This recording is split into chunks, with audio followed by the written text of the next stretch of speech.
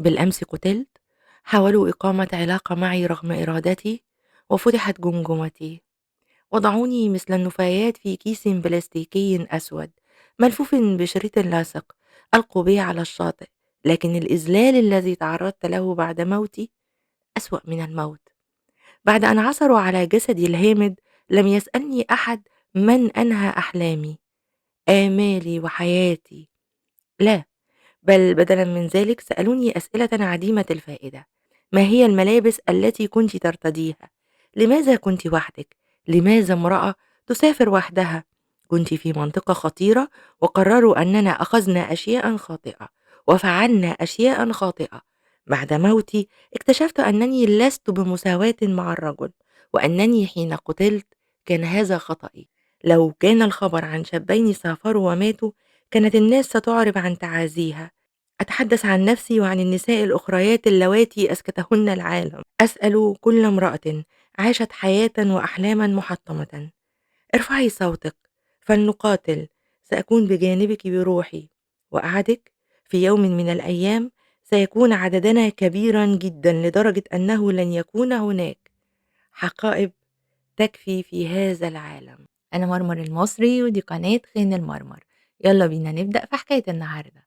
فهل أنتم جاهزون يا رفاق؟ أحداث حكاية النهاردة هتاخدنا وتروح بينا من الأرجنتين للإكوادور في رحلة مدتها 40 يوم، والكلام ده في سنة 2016.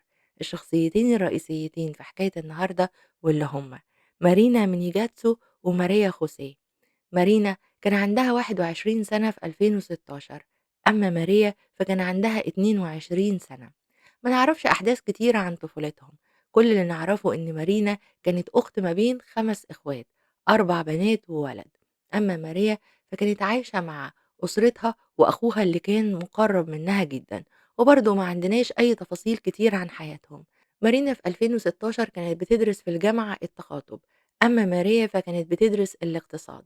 اللي نعرفه عنهم إن هم: أولًا عن مارينا كانت شخصية اجتماعية جدًا من وهي صغيرة، بتحب تكوّن صداقات وعلاقات اجتماعية، بتحب تقدّم المساعدة لأي حد، وكانت طموحة جدًا، جدًا، جدًا. أما عن ماريا فكانت شخصية قوية جدًا، إيجابية جدًا، مَرِحة وطموحة، بتحب القراية، بتحب الرقص، بتحب التصوير، وبتحب السفر.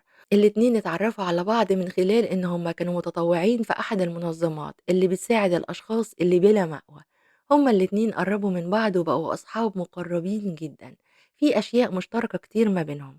وفي سنة 2016 قرروا هُم الاتنين إنهم هيطلعوا رحلة مع 2 من صديقاتهم، الرحلة دي هتكون مدتها 40 يوم. صديقاتهم هيقضّوا معاهم جزء من الرحلة وهُم هيكمّلوا فعلًا ال40 يوم. وبالفعل يوم 10 يناير 2016 انطلقوا ال4 بنات، هم من الأرجنتين وتحديدًا من مندوزا، هيتحركوا على الإكوادور. كانت الرحلة المفروض إن هم هيزوروا الإكوادور واحتمال كمان يزوروا تشيلي. ماريا كانت نشطة جدًا على الإنستجرام، ولذلك تعتبر عملت لنا جدول زمني الرحلة بتاعتهم كانت ماشية إزاي. يعني مثلًا يوم 13 يناير البنات نزّلوا صورة ليهم وهُم في كوسكو، ودي مدينة قديمة، كانت العاصمة السابقة لإمبراطورية اسمها الإنكا. في يوم 14 نزّلوا صورة ليهم برضه وهُم في كوسكو. أمّا عن يوم 15 فنزّلوا صورة ليهم بالقرب من السكك الحديدية، ودي بالقرب من محطة الطاقة الكهرومائية في ماتشو بيتشو. وبالمناسبة يعني وخارج الموضوع، فماتشو بيتشو من أكتر الأماكن اللي بتعمل جذب للسياحة، الناس بتسمي المدينة دي إنها مدينة فوق السحاب. يوم 19 يناير ودعوا كوسكو بصورة واللي نزلتها ماريا برضو على الانستجرام. وبعد 4 أيام يعني يوم 23 يناير ماريا هتنزل صورة في الإكوادور عند شاطئ اسمه مونتانيتا. وفي ال10 أيام اللي بعدها هيستمتعوا البنات بوقتهم على طول ساحل الإكوادور. يوم 4 فبراير ماريا نزلت صورة ليها وهي في سان أنطونيو، ويوم 6 فبراير نزلت صورة ليهم هم الأربعة وهم في كونكا بالإكوادور. وفي 10 فبراير يعني بقالهم شهر دلوقتي نزلت صورة ليهم هم الأربعة وكأنها بالصورة دي بيودعوا بيها أصدقائهم، وده لأنه في 2 من البنات هيرجعوا مرة تانية على الأرجنتين.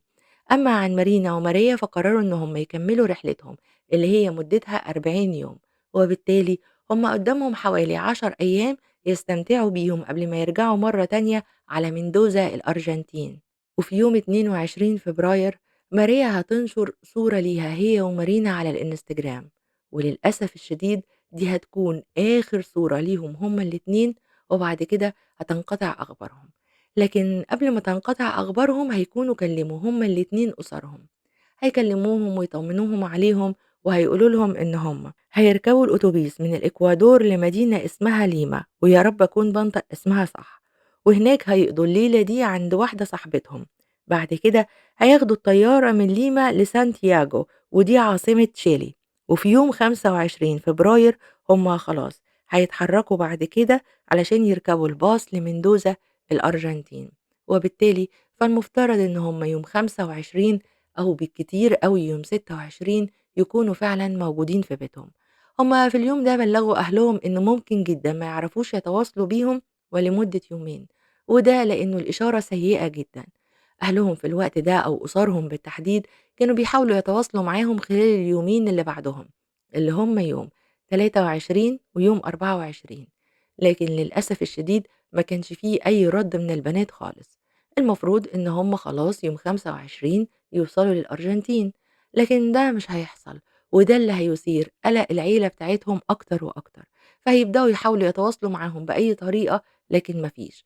الحل الوحيد هو اللي هتعمله أخت ماريا، واللي هتبدأ إنها تنزل على السوشيال ميديا، هتنزل تقول إن أختها وصديقتها كانوا موجودين في الإكوادور واتقطعت أخبارهم، وإن هم مش عارفين يوصلوا لهم، وبتناشد الناس إن هم يشيروا البوست ده، وإن أي حد عنده أي معلومة يتواصل معاها. لكن للأسف الشديد ما كانش في أي رد من أي حد. هتحاول الأسر إن هم يتواصلوا مع المطار، يعرفوا هل البنات ركبوا الطيارة فعلا يوم 25 ولا لأ، لكن المطار هيقول لهم إن هو ما يقدرش يديهم معلومة زي دي إلا بحكم محكمة، وإن هم المفروض عليهم دلوقتي إن هم يقدموا بلاغ للشرطة. وبالفعل الأسر هتقدم بلاغ للشرطة بتاعة الإكوادور على أساس إن البنات مفقودين، والشرطة هتبدأ تتحرك. في نفس الوقت هم هيكلموا كمان القنصلية الموجودة بتاعة الأرجنتين في الإكوادور علشان يبدأوا يتحركوا. يوم 27 هتوصل، وده اللي طلبته القنصلية، هتوصل عينة من بصمات البنات للقنصلية، واللي بدورها هتقدمها للشرطة، وهتعرفوا هم يحتاجوها في ايه. هرجع بيكم تاني من يوم 27 ليوم 25. في يوم 25 فبراير 2016 الشرطة هتعثر على شنطة، واللي كانت مريبة جدًا، عفوًا يعني شنطة سودا، شنطة زي شنط القمامة أو هي يعني شنطة قمامة من الكبيرة دي، وملفوفة بشريط لاصق، وشكلها كان مريب جدًا. الشرطة لمّا هتتوجه للمكان اللي جه منه البلاغ واللي هو موجود بالقرب من الشاطئ، هيبدأوا يفتحوا الشنطة ليكتشفوا جواها جسد امرأة شابة. وبعدها بيومين واللي هو يوم 27 فبراير وعلى بُعد تقريبًا يعني 43 ياردة هيلاقوا نفس المشهد مرة تانية، شنطة برضه عبارة عن كيس بلاستيكي أسود ملفوف بيه شريط لاصق، ولما يفتحوه هيلاقوا جسد امرأة شابة تانية. من شوية قلنا إن القنصلية طلبت البصمات بتاعة البنات، وبالفعل الشرطة بتاعة الإكوادور هتبدأ تاخد البصمات دي علشان تطابقها بالبصمات بتاعة الجسامين اللي لقوها. وبالفعل هيكتشفوا إن الجسامين اللي لقوها دي بترجع لماريا ومارينا، الاتنين السائحتين اللي جم للإكوادور، واللي المفروض إنهم كانوا خلاص خارجين منها رايحين على تشيلي، ومن تشيلي للأرجنتين. طبعا الجسامين دي راحت للطب الشرعي، والطب الشرعي قال إن ماريا سبب وفاتها كان ضربة قوية جدا على الراس، عفوا يعني تعتبر شقة الجمجمة، ده إلى جانب إنها أصيبت بشلل كامل قبل موتها بفترة. كمان هيلاقوا على جسمها مجموعة من الكدمات والجروح، ومن الواضح إنها كانت بتقاوم بشراسة، إلى جانب إن هم هيقولوا إن كان في جروح سموها بجروح تناسلية، كان في كسر في عظمة الفخذ وكسر كمان في صباع رجلها، ده غير إن في آثار لتقييد إيديها الاتنين بحبل. خليني أقول لكم إن هم هيلاقوا في دمها كمان آثار لمخدر قوي جدا، ويعتقد إن المخدر ده اتحط لها رغما عنها أو بعكس إرادتها، يعني البنت دي اتحط لها المخدر ده في الطعام أو الشراب. وأعتقد واللي فهمته يعني من فحوى الكلام كده إنه البنتين دول أخدوا المخدر اللي أنتم عارفينه ما يُعرف بيه مخدر الاعتداء أو شيء من هذا القبيل، أنتم أكيد فاهمين قصدي. على العموم إن هم لقوا مخدر قوي. أمّا بالنسبة لمارينا فكانت واخدة 6 ضربات بأداة حادة وأنتم فاهمين قصدي في الرقبة، ده غير برضه كان في جروح دفاعية إلى آخره، والبنت كمان كانت متعرضة للاعتداء، وهنلاقي كمان إن جسد مارينا كان فيه برضه نفس نوع المخدر القوي اللي كانت واخداه مارينا، وكانت عليها أو على إيديها آثار ربط حبل، وبالتالي فإن البنات دول كانوا مقيدين قبل ما يتم الاعتداء عليهم، وقبل ما يتم إنهاء حياتهم بهذه الطريقة الوحشية. طبعًا أخبار صادمة جدًا عن بنتين في مقتبل حياتهم لسه بيدرسوا في الجامعة، يروحوا رحلة يفصلوا بيها عن ضغط الدراسة، يرجعوا جثث هامدة بهذه الحالة الوحشية، لأ ومتعرضين للاعتداء كمان. الصادم أكتر من تقرير الطب الشرعي هو ما بعد اكتشاف الجثامين ب24 ساعة.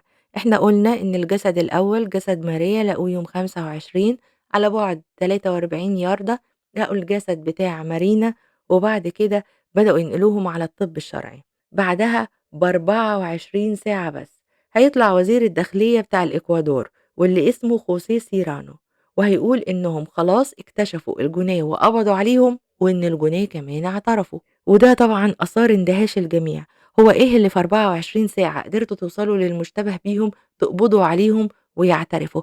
كان الأمر غريب ومُريب، لكن شكرًا يعني لشرطة الإكوادور لو ده حقيقي. هو قال إن الجُناه اللي قبض عليهم هم ألبرتو مينا بونس واللي عنده 33 سنة، وأوريليو إدوارد واللي عنده 39 سنة.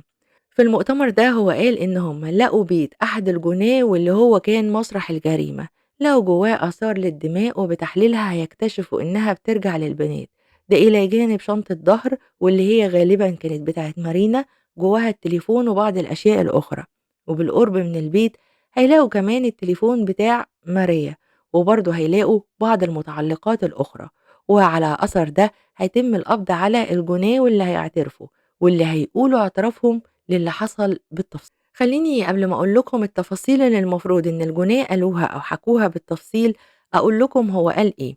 هو قال إن المفروض إن البنات كانوا نازلين في فندق، البنات لمّا راحوا طبعًا نازلين في فندق، كانوا واخدين غرفة في فندق، وقبل ما يمشوا اكتشفوا إن فلوسهم كلّها اتسرقت من داخل الفندق. فما أعرفش إزاي يعني فلوسهم هتتسرق، هيسيبوها وينزلوا، فخرجوا من الفندق على أساس إن هم هيروحوا للمدينة بتاعة ليما دي، يعني مشي أو عن طريق إن هم يركبوا مع بعض الناس أو شيء من هذا القبيل، المهم يعني إن هم خرجوا من الفندق مسروقين ما معاهمش أي فلوس خالص.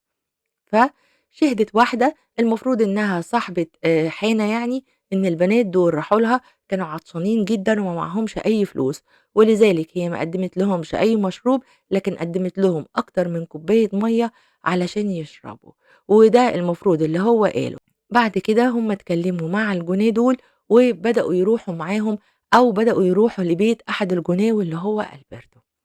طيب الجُناه نَفْسهم قالوا إيه، المفروض إن هُم كانوا موجودين في الحانة اللي السِت شهدت إنها ادّت للبنات مَيّة علشان ما كانش معاهم فلوس، وخلّيكم معايا وركّزوا في التفاصيل دي كويس أوي، علشان كُلّها تقريبًا هيتم دحضها كمان شوية. المفروض إن هُم راحوا اتكلموا مع البنات أو البنات اتكلموا معاهم، فعرفوا منّهم إن البنات اتسرقوا إن هُم ما معاهمش فلوس خالص، وإن هُم المفروض يركبوا الباص ويروحوا لليما. فألبرتو عرض عليهم إن هم ممكن يقضّوا الليلة عنده في البيت، وبعد كده تاني يوم يبقوا يسافروا أو يشوفوا هيعملوا إيه، وبالفعل هو خدهم ساب صاحبه موجود هناك اللي هو أوريليو، سابه في الحانة وخدهم ركبوا تاكسي، والمفروض إن الراجل اللي كانوا راكبين معاه التاكسي شِهِد في الشرطة، وكل ده خلال 24 ساعة قبل ما تفاصيل القضية تبدأ تطلع للعلن أصلًا. ركّزوا كويس، المفروض إن الراجل اللي ركبوا معاه التاكسي شهد إن فعلًا ألبرتو والبنتين ركبوا وهو وصّلهم للبيت بتاع ألبرتو. المفروض إن ألبرتو رجع مرّة تانية وركّزوا كويس، هو ساب البنات في البيت اللي هو المفروض ما يعرفهمش ولسه متعرّف عليهم، ودّاهم للبيت وخرج وساب لهم البيت، وراح رجع قعد مع صاحبه أوريليو في الحانة مرّة تانية، قعدوا يشربوا لحد ما اتعموا. المفروض إن هُم بعد كده رجعوا على البيت، فلمّا وصلوا على البيت كانت الساعة 02:30 بعد منتصف الليل أو خلّينا نقول 02:30 صباحًا. في الوقت ده ما لاقوش البنات جوّه البيت، البنات وركّزوا كويس، البنات اللي ما معاهمش ولا مليم لإنهم مسروقين.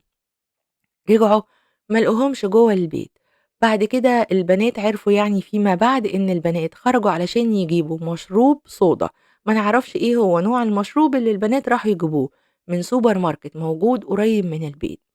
وسبحان الله في ال24 ساعة برضه الكاشير بتاع السوبر ماركت ده هيروح للشرطة ويقول لهم إن هو شاهد فعلًا إن البنتين دول جُه الساعة 2:30 صباحًا علشان يشتروا مشروب صودا اللي إحنا برضه مش عارفين نوعه إيه، يعني هل هو حاجة مسكرة والّا لأ؟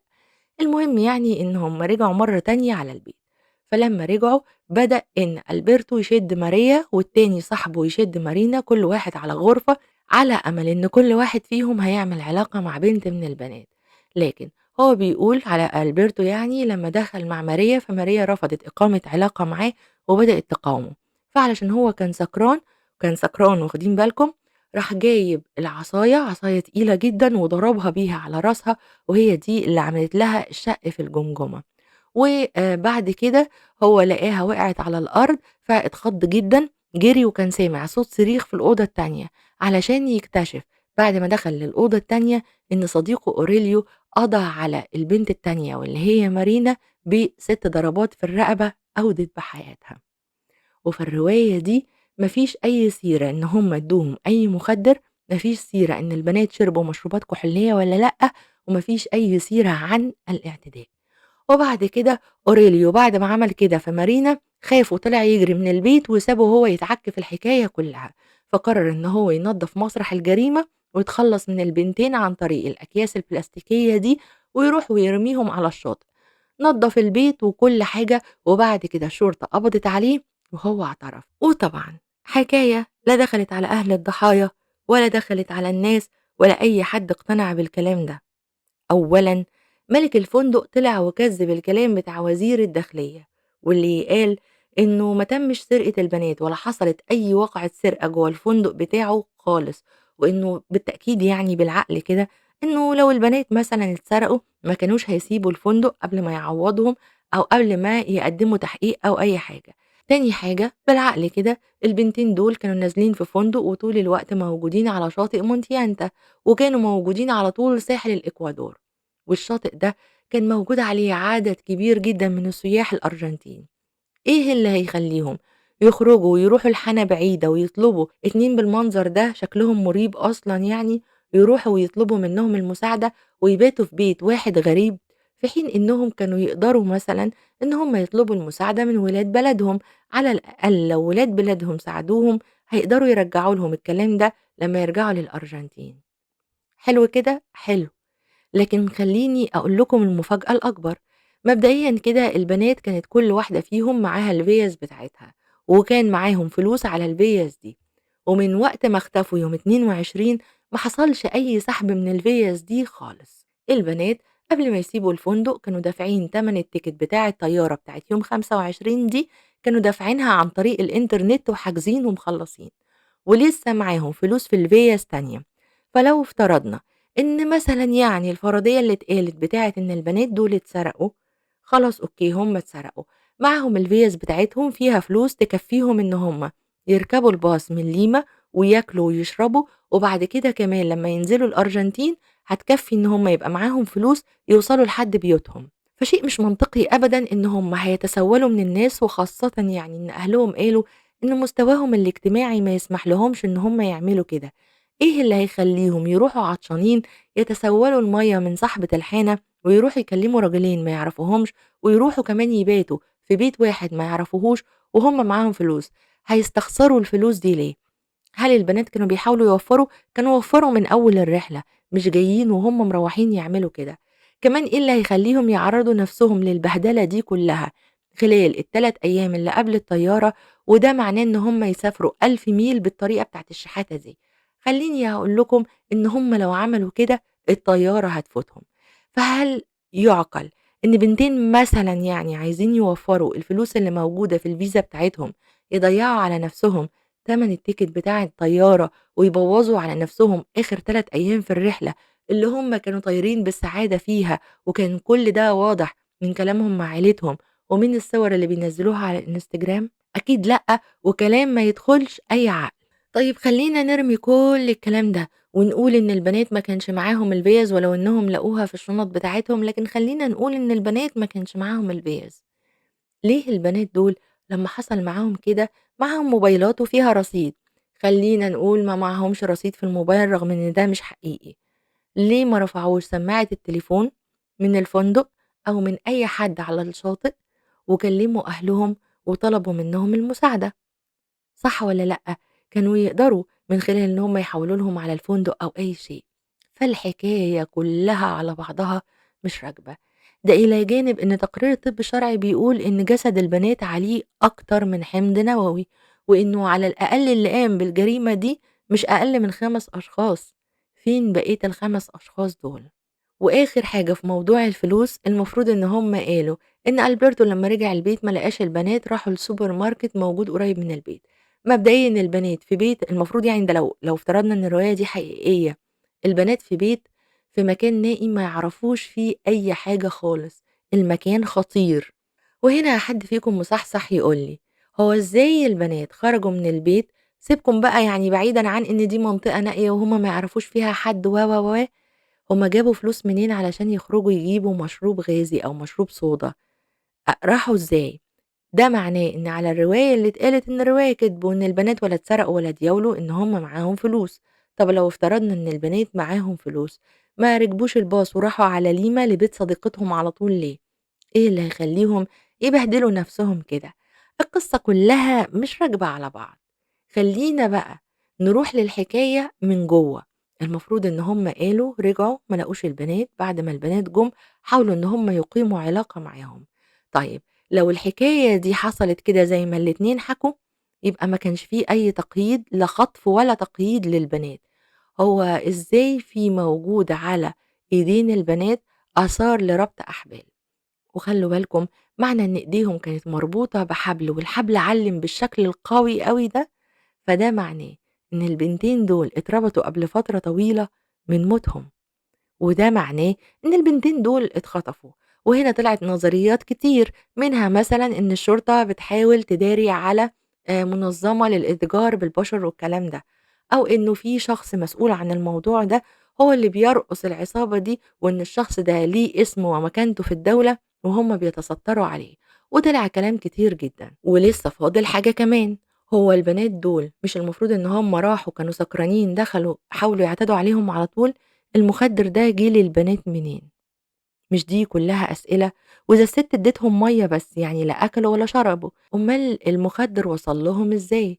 وخاصةً إن تقرير الطب الشرعي والشرطة فيما بعد بتقول إن البنات دول أخدوا المخدر ده رغمًا عن إرادتهم، ما أعرفش عرفوا إزاي، لكن البنات خدوه رغمًا عن إرادتهم، لو هُم ما معاهمش فلوس ولا أكلوا ولا كذا وكل اللي شربوه مَيّة، المخدر ده اتحط لهم منين؟ وآخر سؤال بقى هأكد عليه أنا مرة تانية، هو إزاي خلال 24 ساعة الشرطة قدرت توصل للحانة وقدرت توصل للاتنين الجُناه، قدرت توصل للسوبر ماركت، للكاشير، ومدينة أو بلدة فيها 5000 شخص، ما فيش أي حد شاف البنات دول ولا اتعرّف عليهم إلا 3 بس، واللي هم الكاشير بتاع السوبر ماركت والسواق بتاع التاكسي. حاجة غريبة أصلًا إن البنات يلجأوا لمدينة خطيرة زي دي، حتى لو هُم ما يعرفوش إيه اللي هيوديهم مكان بعيد ونائي بالشكل ده. على أي حال هو ده اللي اتقال من الشرطة بتاعة الإكوادور، واللي على أثره تم القبض على الاتنين الجُناه دول. بعد ما قبضوا عليهم بدأوا إنهم يغيّروا في رواياتهم أكتر من مرّة وبالذات أوريليو. أوريليو جه في الآخر وقال إن هو أصلًا لم يتواجد في البيت ده خالص ولا راح في اليوم ده ولا حاول يعتدي ولا قتل ولا. أمّا ألبرتو غيّر الرواية بتاعته أكتر من مرّة. بعد كده أوريليو رجع وقال لهم: "أنا مستعد إن أنتم تحطّوني على جهاز كشف الكذب ومستعد كمان إن أنتم تعملوا لي تحليل الDNA، أنا واثق من نفسي والشرطة هي اللي أجبرتنا على ده."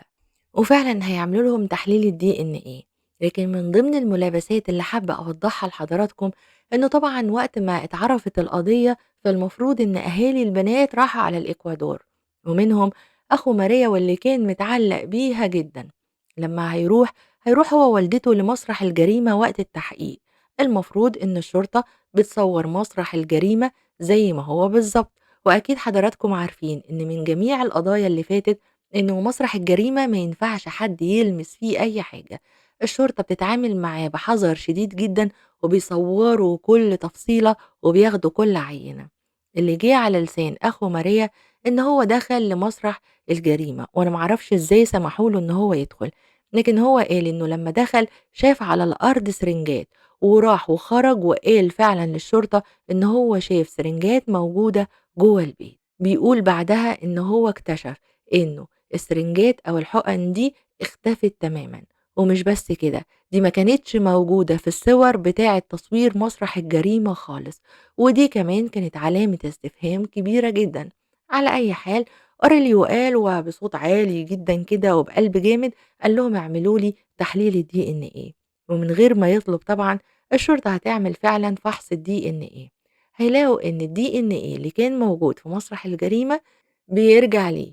البنتين، بيرجع لألبرتو، بيرجع لأوريليو، وفي مجموعة تانية من الأحماض النووية لأشخاص مجهولين لسه الشرطة ما عرفتش هم مين، وده اللي عزّز أكتر نظرية إن هي كانت عصابة للإتجار بكذا وأنتم عارفين الباقي، يعني البني آدمين والحاجات اللي زي كده. أمّا عن التشريح التاني واللي هيقوموا بيه في الأرجنتين، الدكاترة بتوع الأرجنتين بقى، فالتشريح ده هيُسفر عن نفس تقريبًا النتايج إلا إنه هيضيف عليهم حاجة، وهي إن ماريا جميع الكدمات والجروح اللي كانت عليها كانت في جانب واحد بس، وإن ده بيتوافق مع واحدة اترمت أو رمت نفسها من عربية، وده معناه إن ممكن البنتين دول فعلًا اتخطفوا يوم 22 واتحطوا في عربية، وإنه ماريا حاولت تقاوم فوقعت من العربية. يعني نقدر نقول إن ده التصور اللي الناس اتكلمت عنه بعد كده، إن فعلًا البنات دول تم خطفهم. وخلّيني أكرر عليكم مرة تانية إن الوضع الاجتماعي للبنات دول ما يسمحلهمش إن هم يعملوا الأفعال اللي اتقال إنها حصلت. المهم يعني إنه لحد ما الجُناه دول هيتقدموا للمحاكمة، الناس كانت بترمي باللوم أو بمعنى أصح المسؤولين في الإكوادور كانوا بيرموا باللوم على الضحايا، يعني زي الرسالة اللي أنا قريتها لكم في الأول وهاقول لكم الرسالة دي جات إزاي. المهم يعني إنه بدأوا يقولوا إن البنات بقوا موجودين في مكان خطير، كانوا لابسين لبس ممكن يثير مش عارفة إيه، البنات دول شربوا مشروبات مش عارفة إيه، أو اشتروا من السوبر ماركت مشروبات ما أعرفش إيه، وفضل يطلع كلام سيء جدًا عن البنات دول بيغلطهم. وطلعت واحدة من المسؤولين في الإكوادور، وبالمناسبة هي اتفصلت من شغلها، وطلعت قالت إنه البنات هم اللي غلطانين إن هم اتواجدوا في مكان زي ده، وإن هم بالطريقة دي، إن هم قرروا يروحوا لليما بالطريقة دي وهُم ما معاهمش فلوس، فهُم كده كانوا بيعرّضوا نَفْسهم لخطر، سواء الخطر ده أو أي خطر تاني، وبالتالي هي كانت بتلقي اللوم على الضحايا. طلع برضه طبيب نَفْسي مشهور جدًا وبدأ يقول إن دول الضحايا الإيجابيين، يعني ما معناه إن هم اللي بيخلّوا الناس تعمل في حقّهم جرايم وما أعرفش إيه. وطبعًا برضه الناس صارت على الكلام ده، وكلام غير مقبول، كانوا مطلّعين إن الضحايا هم السبب في موتهم وخلاص، الناس كلّها أجزمت إن البنتين دول فعلًا اتسرقوا، وفعلًا ما كانش معاهم فلوس، وفعلًا قرروا يروحوا يتسولوا بالشكل ده، وراحوا باتوا في بيت واحد مشبوه ما يعرفوهوش، وراحوا اشتروا مشروبات كحولية و. مع إن كل ده ما فيش أي إثبات عليه إلا كلام الشرطة، ومع إن كل ده مش منطقي أصلًا، أقل شيء يدحض الكلام ده هو إن البنات دول كان معاهم فلوس في الفيَّز بتاعتهم، وكمان عهد البنات دول في حياتهم كلها إن هم ما اتصرفوش التصرفات دي قبل كده، إشمعنى هييجوا دلوقتي ويتصرفوا هذه التصرفات؟ البنات دول الناس كانت متأكدة إن البنات دول اتخطفوا، وإن الشرطة بتاعة الإكوادور بتتستر على شيء. وهنا يطلع أحد الطلاب من طلاب الجامعات هيتأثر جدًا بقضية البنات دول، وبالكلام اللي عمّال يطلع عليهم. لو تفتكروا الجواب، وبالمناسبة يعني أنا لمّا باعرض كلام في أول الفيديو خالص رسالة مثلًا أو كده، أنا باكون قايلة الرسالة بالترجمة اللي ترجمتها، مش باكون قايلاها باللغة العربية الفصحى.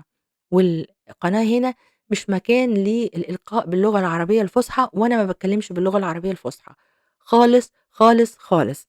لإني كل ما باعرض حاجة أو جواب يعني مترجم، أنا عشان هو مترجم فبيبان كإنه باللغة العربية، بس هو مش باللغة العربية ولا حاجة. زي ما باترجم بقية القضايا كلها، باحتاج إن أنا أترجمها من الإنجليش للعربي أو من أي لغة للعربي. فبيطلع ناس تبدأ يعني تنتقدني بطريقة فَجّة شوية، وأنتِ إزاي خريجة أزهر واللغة العربية، أنا ما باقدّمش لغة عربية فُصحى، أنا باقدّم الرسالة زي ما ترجمتها، يا ريت الحكاية دي تكون واضحة. وعمومًا يعني أنا ما بقيتش باكلّف نفسي عناء الرَد لمّا حد بيكلمني بطريقة مش لائقة. المهم يعني إن الطالب الجامعي ده هيبدأ يكتب الرسالة اللي حضراتكم سمعتوها في أول الفيديو خالص، واللي هي اعتبر نفسه إن هو مكان الضحايا، وبدأ يكتب عن لسانهم ويدافع عنهم. البوست أو الرسالة اللي هو كتبها على الفيسبوك دي عملت صدى جامد جدًا، لدرجة إن هي اتعمل لها repost، اتعمل لها يعني إعادة نشر مرة تانية 700.000 مرة، وبالتالي الموضوع لقى صخب أكبر وأكبر. المحاكمة بتاعتهم هتبدأ في 8 أغسطس 2016. زي ما قُلت لحضراتكم إن المحاكمة لمّا بدأت أوريليو قال إن الشرطة كانت مأجبراهم على ده، لكن ثبت إن الحمض النووي بتاعه كان موجود على أجساد الضحايا. أمّا بالنسبة لألبرتو بُص هُم الاتنين قعدوا يرموا باللوم على أشخاص تانيين، يعني في الأول خالص الاتنين بعد ما طلعت الأحماض النووية قالوا إن اللي كان متورط في موضوع القتل ده مش هم، وإنما تاجر مخدرات وما أعرفش إيه. لمّا راحوا جابوا الشخص اللي هم بيتكلموا عليه طلع ما لوش علاقة بالموضوع خالص. بعد كده ألبرتو في محاولة تانية قال إنه بعض التجار الكولومبيين هم اللي متورطين في الموضوع وهم زجوا باسمه في القضية، لكن برضه الكلام ده ما طلعش ليه أي أساس من الصحة. والمدعي العام قال إن هم متأكدين إن الجريمة دي ما قامش بيها الاتنين دول بس، وإنما على الأقل كان في 5 أشخاص هم اللي قاموا بالجريمة دي، وإن الدافع كان الاعتداء على البنات. وده طبعًا اللي الناس كانت رافضاه، هم شايفين إن في حاجة أكبر من موضوع الاعتداء، يعني الاعتداء ده حاجة هامشية، إنما كان في خطف وإتجار و. المهم يعني وفي النهاية إن المحكمة هتحكم على ألبرتو أوريليو ب40 سنة سجن، ودي أكبر عقوبة أو أعلى عقوبة موجودة في الإكوادور، ولذلك هم هيحكموا على كل واحد فيهم ب40 سنة سجن. وتمر الأيام وفي نوفمبر 2016 هيتم القبض على واحد تاني اسمه خوسيه لويس واللي عنده 34 سنة. لمّا هيتم القبض عليه هيكون السبب إن الحمض النووي بتاعه هيطلع متطابق تقريبًا عمل حاجة يعني، فلمّا راح لقسم الشرطة وأخدوا العينة بتاعة الحمض النووي بتاعه، طلعت متطابقة مع أحد الأحماض النووية اللي كانت موجودة في مسرح الجريمة وعلى البنات، وعلى أثره طبعًا هيتقدم للمحاكمة. لكن هو والمحامي بتاعه قعدوا يزجوا ببعض الحاجات كده زي مثلًا عفوًا يعني، إن هو كان موجود في البيت قبلها بكام يوم وقعد عند ألبرتو كام يوم، وإن هو كان عنده التهاب أو عنده زي عدوى يعني في اللثة وكده، فعفوًا يعني إن هو بصق على الحائط بصقة مدممة، وهو ده السبب بتاع الحمض النووي اللي موجود اللي لقوه على الحيطة. أمّا بالنسبة للDNA اللي موجود على الضحايا، فده ممكن جدًا لإنه كان موجود في نفس البيت، قعدوا على أي كنبة، مسكوا أي حاجة هو كان ماسكها، فالحمض النووي بتاعه جه. لكن هو ما عملش أي حاجة خالص، كل ذنبه إن هو تواجد في البيت ده قبلها بفترة. وده اللي هيدحضه الطبيب بتاع الأسنان لمّا هيرجعوا له، واللي فعلًا هيقول إن خوسيه جاله بعد موعد الحادث اللي هم قالوا عنه، وإن هو طلب منه يعمل له تقرير بإن عنده عدوى في الأسنان، لكن الدكتور رفض. وهنا خوسيه بدأ إن هو يضغط على الدكتور علشان يكتب له التقرير ده، لكن وقتها الدكتور رفض يكتب له حاجة مش موجودة عنده، ومش بس كده ده طرده برّه العيادة. وبالتالي فإن خوسيه كدّاب ولا عنده أي حاجة في اللثة، وده اللي الدكتور قاله في المحكمة، إن هو لا عنده أي مشكلة في الأسنان ولا اللثة ولا. وبالتالي هيتم الحكم على خوسيه كمان ب40 سنة سجن، وبعد كده مش هيلاقوا أي حد تاني من الأشخاص اللي المفروض الحمض النووي بتاعهم كان موجود.